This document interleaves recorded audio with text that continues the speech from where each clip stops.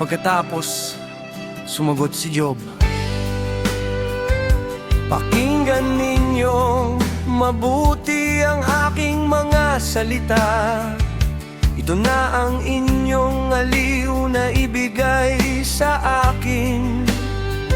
Pagtiisan ninyo ako habang ako'y nagsasalita. At pagkatapos kong magsalita, maaari na kayong manukso.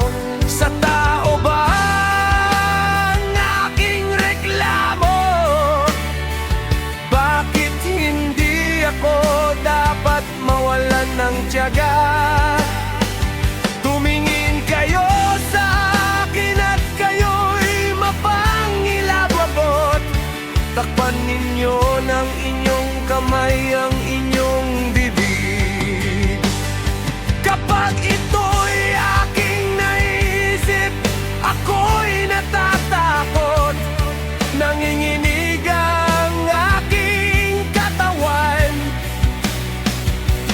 Bakit nabubuhay ang masasama? Tumatanda at lumalakas pa.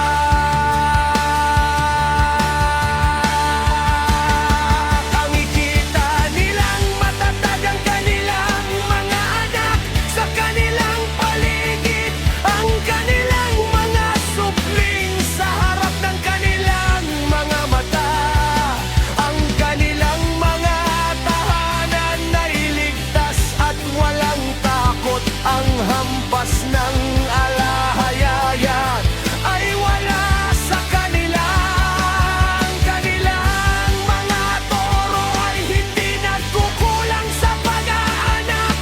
Ang kanilang mga baka ay nanganganak at hindi nagkakamali. Kanilang inilalabas ang kanilang mga anak na parang kawan. Ang kanilang mga bata ay nagsasayawan.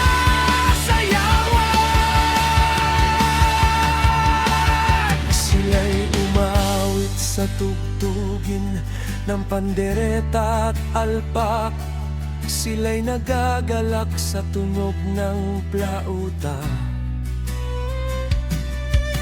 Ginugugol nila ang kanilang mga taon sa kasaganaan at bumaba sa libingan ng payapa.